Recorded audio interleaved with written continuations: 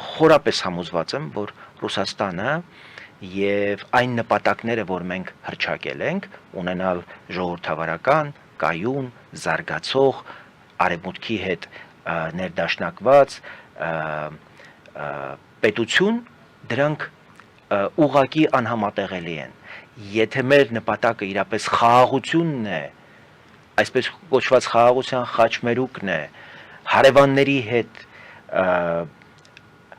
խաղաղ գոյակցումն է, դա անհամատեղելի է Ռուսաստանի նպատակների հետ։ Ռուսաստանը այստեղ է, որպեսզի մենք խաղաղություն չունենանք։ Ռուսաստանն այստեղ է, որպեսզի Հայաստանը երբեք ու երբեք խաղաղ չապրի, որովհետև Ռուսաստանը ի բնե չունի այլ գործիքներ, քան պատերազմն է, որպեսզի իր ներկայությունն ու իր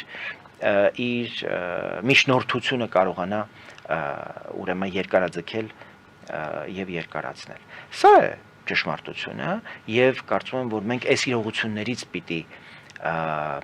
ելնելով կառուցենք մեր քաղաքականությունը, մեր ստրատեգիան եւ ես տեսնում եմ, որ այստեղ գնալով ավելի ուրվագծվում է այդ ստրատեգիայի, այդ ռազմավարության բացակայությունը։ Ես չեմ տեսնում կոնկրետ քաղաքական գիծ, որը կանխատեսելի կլինի մեր արևմտյան գործիչների, մեր ռուս գործիչների, նաև մերձավոր արևելքի մեր գործիչների համար։ Ես տեսնում եմ, որ մենք այսպես լարախաղացությամբ ենք զբաղված եւ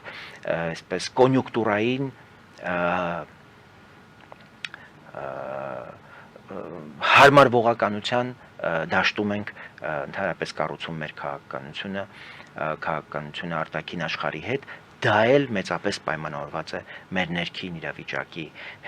իրավիճակով, այն վախերով, որ իշխանությունը կոնկրետ ունի շատ որոշակի շրջանակներից հենց ներսում,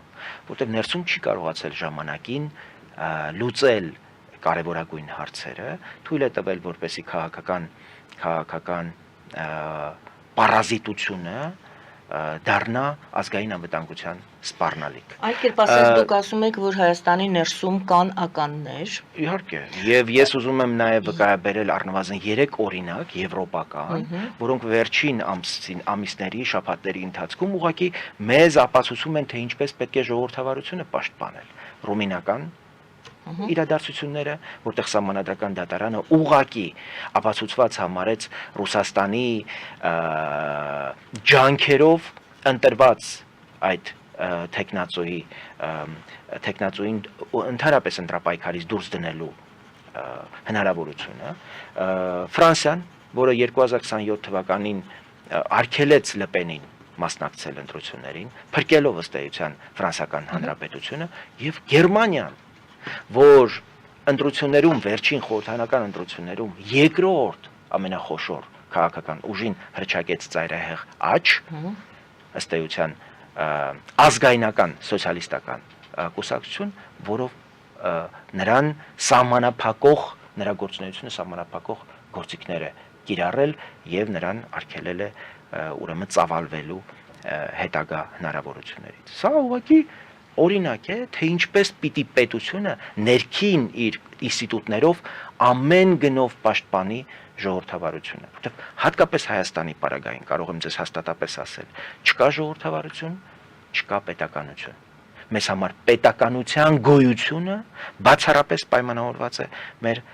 ժողովրդավարական լինելով։ Իսկ ժողովրդավարական չեն լինում միայն ընտրությունների օրը ազատ արդար թափանցիկ ընտրություններ կազմակերպելով։ Դա ամբողջ 5 տարիների գործընթաց է, որտեղ պետությունը ամեն օր պիտի աշխատի ժողովրդավարությունը ոչ միայն պաշտպանելու, այլև ամրապնդելու ուղղությամբ։ Իսկ դրա համար պետք է, որպեսզի դու ուրեմն անհրաժեշտ մեխանիզմներ ստեղծես եւ այս հիբրիդային պատերազմի հնարավոր հարվածները մեղմացնելու։ Իսկ դա հնարավոր է, եթե դու ներսից ուժեղ լինես։ Դու ներսից թույլ չտաս Ռոբերտ Քոչարյանի, Սերժ Սարգսյանի, մնացածի իրենց ամբողջ այս շրջանակի ակտիվ քաղաքական ուրեմն գործունեությունը եւ այն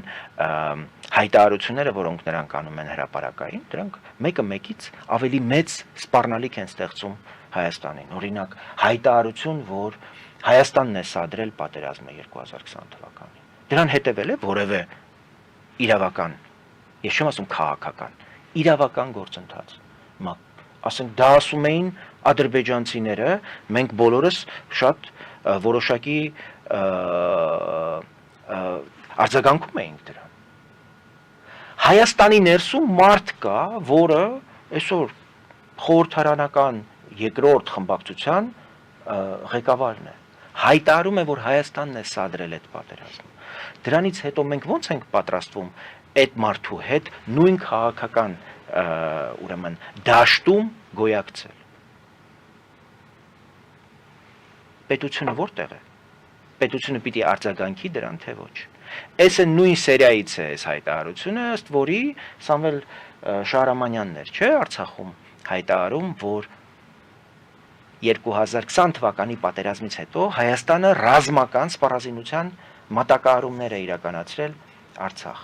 Ինչը ասում էր Ադրբեջանը եւ ասում էր Ռուսաստանը։ Քանիցս արդարացնելու համար այն գործողությունները, որոնք տեղի ունեցան Արցախի հետ սկսած 2022 թվականի գարնանից եւ որոնք ավարտվեցին 2023 թվականի աշնանը տխրահարճակ հայտնի էթնիկ զտումների տեսքով։ Իրենք առասարակ շատ վաղուց վախերի մեջ են, վախենում են թուրքերից, վախենում են ռուսներից, վախենում են ադրբեջանցիներից, բոլորից, ովքեր սպառնում են Հայաստանին։ Վախը ինչի նշան է։ Դա գիտության։ Վախը ինքնին անգիտության նշան է, եւ վախը գալիս է այն ժամանակ, երբ դու նյութին ուղակի չես տիրապետում։ Վախը պարալիզացնում է ողջամտությունը եւ միտքը։ Շատ հեշտ է վախով բացատրել այդ ամենը, պարոն Բաբաջանյան։ Վախով բացատրել այն, որ վարչապետը գնաց Մոսկվա եւ ինչպես դուք եք ասում, թշնամուն դաշնակից անվանեց։ Եթե դու ներսում պետություն չես կառուցում, եթե օրգանիզմդ ներսից փտում է, դուք ինչ եք անում։ Արագ վազում եք բժշկի։ Ահա։ Նիկոլ Փաշինյանը Մոսկվա էր գնացել բժշկի, որտեղ ներսում իրավիճակ չկա, օրգանիզմը փտախտի։ Այսինքն իմ այդ հարցը թույլ է թե համաձայն է, թույլ է դուք ասում եք։ Մենք պետական ինստիտուտների բնականոն, ներդաշնակ, համերաշխ գործունեություն չենք կարողացել ապահովել եւ դրա արդյունքում չենք կարողացել համարժեք պատիժներ, գնահատականներ իրավական եւ քաղաքական սահմանել այն բոլոր անհատների նկատմամբ, ովքեր ոչ միայն տարիներ շարունակ կեղեքել, թալանել, հարստահարել եւ Հայաստանը հասցրել են այսօրվան, նաեւ այսօր շարունակում են իրենց այդ գործունեությունը ոչնչով չտարբերվող, թե որպես իշխանություն են այդպիսին եղել, եւ թե որպես ընդդիմություն են այդպիսին։ Եվ մենք ոչ գնահատական ունենք իրենց ոչ 25 տարվա գործունեության, ոչ այսօրվա գործունեության։ Փաստորեն դուք ասում եք Հայաստանի Հանրապետությունը, որտեղ բողոքել ազգային ժողովի ամբիոնից, անընդհատ խոսել Քոչարյանի հայտարարությունների մասին եւ դրան չտալ իրավաքաղաքական գնահատական, դրան եթե չի հետևում իրավական հետևանք, այդ մարդը շարունակում է ազատության մեջ վայելել իր միլիարդներ, որոնք ապացուցված են, որ թալանված են։ Ի վերջո մարդը 98 թվականին պետք է պարզել ինչ միջոցների է տիրապետել, երբ եկել է Հայաստանի նախագահի պաշտոնը զբաղեցնել, եւ ինչ միջոցների է այս պահին ուրեմն տիրապետում։